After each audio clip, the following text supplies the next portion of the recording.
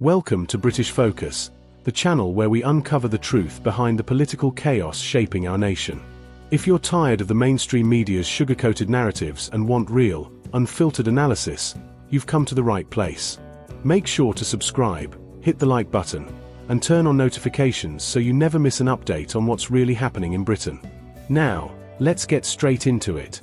Our country is facing a crisis like never before. Keir Starmer and his Labour Party are dismantling the hard-won freedoms of Brexit, turning a blind eye to the immigration crisis, and putting our special relationship with the United States in serious jeopardy. The foundations of Britain, as we know it, are beginning to crack. But what's even more alarming is the mass exodus within Starmer's own ranks. His own MPs are abandoning ship, disillusioned by a leader they see as betraying everything Labour once stood for. At first, I thought this was just political turbulence. Every party faces internal disagreements, right? But the reality is far worse. We are witnessing a collapse from within, a Labour Party that is shedding MPs faster than ever before. This isn't just a few disgruntled politicians stepping down, it's a full-scale mutiny. It's as if we're watching a ship sink in real time, and instead of steering Britain through troubled waters, Starmer stands at the helm, pretending everything is fine.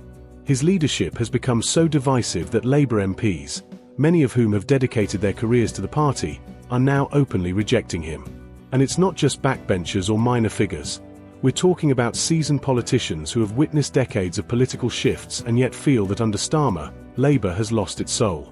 These are people who have fought for Labour's vision for years, only to watch their leader abandon working-class values in favour of political expediency. It raises a crucial question. If Starmer's own party members no longer trust him, why should the British people? If his policies are driving away the very MPs who once stood by Labour's principles, then what does that say about the future of our country under his leadership? And this is just the beginning. What's happening inside Labour is far worse than most people realise. Stick around, because what we're about to reveal will leave you speechless. Don't forget to subscribe to British Focus for more hard-hitting insights on the state of our nation. Something is seriously wrong within the Labour Party, and if you haven't noticed it yet, you're about to. It's not just about how many MPs are leaving, it's about who is leaving. We're talking about key figures, seasoned politicians who have dedicated decades of their lives to Labour, people who have been through every political storm and yet never felt the need to jump ship, until now. And you have to ask yourself, why? What is it about Keir Starmer's leadership that is driving these people away? These aren't just opportunists looking for a better deal elsewhere. These are Labour loyalists, the backbone of the party, and they're walking out because they can no longer stand what their party has become. One MP put it bluntly, "Starmer's Labour is not the party I joined." Just let that sink in for a moment. When your own people are saying that, you know something is seriously wrong. And it gets worse. There's a growing belief, one that is impossible to ignore, that Starmer has abandoned Labour's core values. Remember when Labour was the party of the working class? When it stood for real, tangible change for ordinary British people? Those days are long gone. Under Starmer, Labour has morphed into yet another elitist, out-of-touch political machine, more focused on pleasing the establishment than on fighting for the people who built this country. Let's look at one key departure, Milan Radulovic. This man was the leader of Broxtowe Council for over 20 years. He's seen it all, from Blair to Corbyn, from economic booms to political meltdowns. And yet, even he has had enough. What did he say when he left? "I can't and won't support another centrist government determined to destroy local democracy." That's not just a resignation. It's a damning indictment of what Labour has become under Starmer. A party that once championed local governance is now gutting it. A party that once stood for the working class is now too busy chasing corporate approval. So here's the real question. If Labour no longer stands for what it once did, what exactly does it stand for now? And more importantly, if their own MPs are losing faith in Starmer, why should the rest of us trust him to run the country? Something is happening across Britain that the mainstream media doesn't want to talk about. It's not just MPs leaving Labour, it's councillors too. The very people who dedicate their lives to serving their local communities, who fight every day for the values Labour once stood for, are walking away in droves. And here's the shocking part, it's happening everywhere. This isn't just one isolated case, a few councillors here and there. We are talking about a nationwide exodus, a complete breakdown of trust in Starmer's leadership at the grassroots level. Think about that for a second. Labour's local representatives, the ones who work directly with the people, who see the struggles of working-class Britain firsthand, no longer believe in the party's ability to deliver. Why? Because Labour has abandoned them. Look at Broxtowe, a perfect example of how unstable Labour has become. They regained control of the council in May 2023, and yet, just months later, they lost it again. That's not just political turbulence, that's a party in crisis. And this pattern is repeating itself across the country. Labour councils, once untouchable strongholds, are now falling apart. And let's be clear, it's ordinary people who suffer the consequences. When Labour loses control of a council, it's not Starmer or his inner circle who pay the price. It's local communities. It's the people who rely on properly funded schools, libraries, and community centres. It's the families who depend on well-maintained roads, reliable public services, and affordable housing. These are the people who should be at the heart of Labour's policies, but under Starmer, they've been completely abandoned. Because here's the truth, Starmer isn't leading Labour to serve the working class. He's too busy reshaping the party to appeal to the establishment, to the elite, to the comfortable middle-class voters who he thinks will keep him in power. Instead of standing up for those who built Britain, he's selling out Labour's soul for political convenience. So here's the question we all need to ask. If Labour won't even fight for its own councillors, its own grassroots supporters, its own lifelong members, why on earth would it fight for the rest of us? Let's talk about something even more serious: Starmer's defence policies. This isn't just about party politics anymore. This is about national security. The decisions being made right now will determine Britain's place in the world for decades to come. And yet, under Starmer's leadership, we are sleepwalking into dangerous territory. Since 2016, NATO has urged all member states to increase defence spending to at least 2% of GDP. That's not just an arbitrary target, it's a response to an increasingly unstable world. With conflicts erupting, global tensions rising, and Britain facing new geopolitical threats, now is not the time to cut corners on defence. Most countries have struggled to meet this commitment, but Starmer has taken this neglect to a whole new level. Rather than ensuring Britain is prepared, he's delaying the 2.5% defence spending target, sending a clear message to our allies and our adversaries that Britain is no longer serious about its own security. And let's be honest, this is not going unnoticed. Our special relationship with the United States, which has been the cornerstone of Britain's foreign policy for generations, is now at risk. And guess what? Trump is not happy about it. And here's the thing about Trump: when he's unhappy, things get serious. We all know that Trump does not mince words when it comes to NATO contributions. He's called out European countries before for failing to pull their weight, and if Britain doesn't step up, we could find ourselves in his firing line. That would be catastrophic. Because let's be clear, America is our strongest military ally. Without that ironclad relationship, Britain risks being left exposed on the world stage. Weakening our defense commitments doesn't just make us look bad, it makes us vulnerable. And who benefits from a weaker Britain? Our enemies. So here's the real question: why is Starmer gambling with Britain's security? Why is he prioritizing political games over the safety of our nation? And if he's already making these reckless decisions before even stepping into Downing Street, what on earth will he do if he actually becomes Prime Minister? It's not just Trump who's sounding the alarm. Even within Starmer's own party, the cracks are showing. Labour MPs are now openly speaking out against their own leader, and when politicians start turning on their own, you know something is seriously wrong. Figures like Luke Akehurst, Dan Carden, and Luke Pollard, Labour MPs who, by all accounts, should be backing Starmer, are instead calling him out publicly. And what's their main concern? His reckless approach to defence. These are people who understand that cutting military spending doesn't just weaken our armed forces, it jeopardizes Britain's position on the world stage. And it's not just Labour MPs who are worried. Even Penny Mordaunt, a former Conservative Defence Secretary, has warned that Starmer's policies are pushing Britain away from the United States. Now, think about that for a second. When both sides of the political spectrum, Labour MPs and senior Conservative figures, are united in their criticism, it's clear that we have a leader making catastrophic mistakes. This isn't just about party politics anymore. This is about Britain's national security. Starmer's reluctance to commit to strong defence funding doesn't just create tension with our closest ally, it weakens Britain's standing within NATO. And that's where things get even more concerning. Ex-defence secretaries, people who have spent years making the tough decisions to keep this country safe, are warning that if Starmer continues on this path, Britain risks becoming irrelevant within the NATO alliance. Let's be honest, Britain has always been a key player on the world stage. We've been at the forefront of global security, a strong military force that commands respect. But under Starmer's leadership, that influence is fading. So, the real question is, why is Starmer ignoring these warnings? Why is he pushing ahead with policies that will undermine Britain's security, alienate our allies, and leave us exposed? If this is his approach before even stepping into number 10, what kind of future does he have in store for our country?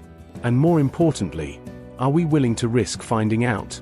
Let's move on to another disaster, one that threatens our economy, our energy security, and thousands of British jobs: Ed Miliband's catastrophic energy policy. As Labour's Shadow Secretary for Energy, he's championing policies that sound good on paper but spell disaster in reality. One of the worst: blocking new oil and gas licenses in the North Sea. Now, some people might hear that and think, well, isn't that good for the environment? But let's actually break this down. What does it really mean? For starters, it puts 40,000 British jobs at risk. We're talking about hard-working men and women in Scotland and across the UK, people whose livelihoods depend on the energy sector. These are not faceless corporations. They are real people, real families, who are now staring down the barrel of unemployment because Miliband is more focused on virtue signalling than actually keeping Britain running. And let's talk about energy prices. If we stop domestic production, do we magically stop needing oil and gas? Of course not. We'll still have to get it from somewhere. And here's the kicker: instead of producing our own energy, we'll be forced to buy it from foreign countries. And who are our main suppliers? Russia, Saudi Arabia, nations that do not have Britain's best interests at heart. Think about that for a moment. At a time when energy security should be our top priority, when we've already seen how dangerous it is to rely on hostile foreign powers for essential resources, Labour wants to make us even more dependent on them. Does that sound like a plan that puts Britain first? Or does it sound like a disaster waiting to happen? And here's where it gets even more absurd. If the goal is reducing emissions, then blocking North Sea production doesn't even achieve that. Because guess what? We'll still be burning oil and gas, just imported from overseas, with higher transportation emissions. So, what exactly is being achieved here? Less energy security, more reliance on hostile nations, and absolutely no environmental benefit. So let's be clear, this is not an energy policy, this is economic and strategic suicide. The North Sea is a vital asset, and abandoning it doesn't just harm workers and businesses, it harms every single Brit who relies on affordable, secure energy. So here's the real question: if Labour can't be trusted to keep our lights on, to protect British jobs, and to secure our energy future, then what exactly can they be trusted with? Let's talk about immigration spending, because what's happening right now is nothing short of a national scandal. While hard-working Britons struggle to pay their bills, face rising taxes, and watch public services crumble, the government is funneling millions into housing and supporting illegal immigrants. And when I say millions, I mean it. £8 million a day just on accommodation. Let that sink in. That's not just a few extra pounds here and there. It's £56 million a week, over £2.9 billion a year. And where is that money coming from? From you, the British taxpayer. The same taxpayers who are being told there's not enough funding for their local NHS services, their schools, or their police forces. The same taxpayers who are seeing their wages stagnate while their cost of living soars. And if that wasn't bad enough, here's another staggering number. £3000 a day is being spent on clothing for illegal migrants. Yes, you heard that right. While British families are tightening their belts, while pensioners are choosing between heating and eating, the government is spending thousands every single day ensuring that those who enter the country illegally are provided with new clothes at your expense. This is beyond absurd. It's outright insulting. Even Alp Mehmet, the president of Migration Watch, couldn't believe it. He summed it up perfectly. It seems there is no limit to the government's generosity with taxpayers' money. And he's absolutely right. Because let's be honest, this is not just a financial disaster, it's a moral one too. What message does this send? That the UK is a soft touch? That anyone who arrives here illegally will be rewarded with free housing, free food, free clothing, and an open invitation to stay? We are actively encouraging more illegal immigration by creating a system that incentivizes it. And here's the truth, this isn't just about money. This is about our national security, our borders, and our ability to control who enters our country. If we continue down this path, what kind of future are we creating? A Britain where law-abiding citizens are neglected while illegal immigrants receive priority treatment? Because right now, that's exactly what's happening. So here's the question. How much more of your money will be thrown at this crisis before the government finally takes action? And more importantly, how long before British people finally say, enough is enough? Now, we come to perhaps Starmer's greatest betrayal, his Brexit policy. And let's be absolutely clear, this is not the Brexit that Britain voted for. This is Brexit in name only, a thinly veiled attempt to drag the UK back into Brussels' orbit and undo the very sovereignty we fought for. Remember when Starmer promised to make Brexit work? That was his great pitch to the British people. He assured us that he would respect the referendum result, that Labour would honour the will of the people. But now, what do we see? A complete and utter surrender to the European Union. Let's talk about the real consequences of his approach. Because it's not just rhetoric, it's real people, real industries, real livelihoods on the line. Look at our fishermen. They were promised a bright future under Brexit, a future where British waters would be controlled by Britain. But under Starmer's weak leadership, we're seeing foreign trawlers still dominating our seas, while British fishermen struggle with crippling bureaucracy and shrinking opportunities. This isn't the Brexit they voted for. This is betrayal. And what about our farmers? Cheap EU imports are flooding the market, undercutting British producers and driving local agriculture into the ground. Starmer talks about supporting British industry, but his actions speak louder than his words. Because instead of backing British farmers, he's making them compete with European goods that shouldn't even have this level of access to our market. And let's not forget the bigger picture: sovereignty. The entire point of Brexit was to take back control, to ensure that Britain makes its own laws, controls its own borders, and determines its own future. But if Starmer gets his way, we'll be right back to following Brussels rules, bowing to their demands, and surrendering the freedoms that we fought so hard to regain. We didn't vote for this in 2016. We didn't vote for a leader who would hand back control the moment he got the chance. We voted for an independent, self-sufficient Britain, a Britain that makes its own decisions, stands on its own 2 feet, and refuses to be dictated to by unelected EU bureaucrats. So here's the question. If Starmer is already this eager to please Brussels before he's even in Downing Street, what do you think will happen if he actually becomes Prime Minister? Because if he can't be trusted to defend Brexit now, then let's be honest, he never will. And now, we come to perhaps the most blatant and dangerous move in Starmer's political playbook, his attempt to rig the electoral system. This isn't about democracy. This isn't about fairness. This is about power.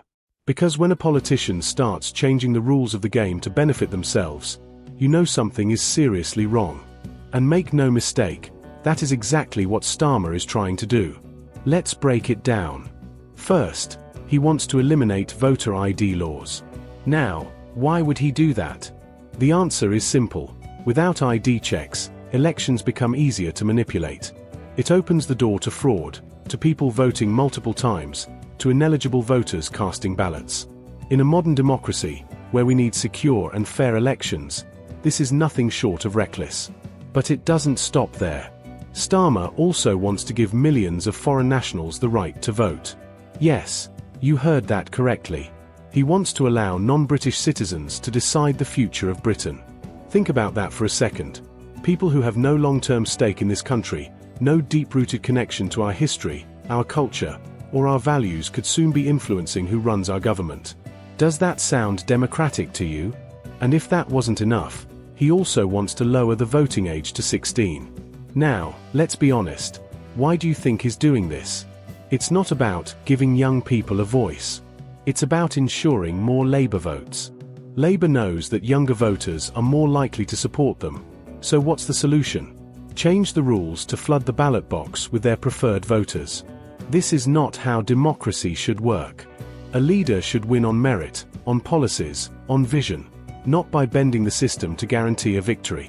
But Starmer knows that Labour can't win under the current rules. He knows that his weak leadership, his betrayals, and his lack of a real plan for Britain make him a hard sell to the public. So what does he do?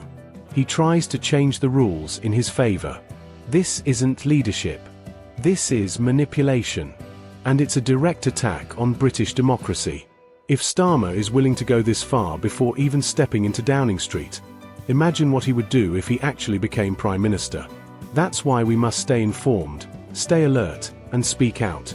Because this isn't just about Starmer, this is about the future of Britain itself. And if we let them get away with this now, what will they try to get away with next? Thanks for watching British Focus. If you found this eye-opening, make sure to like, subscribe, and share. Together, we can keep exposing the truth. See you in the next one.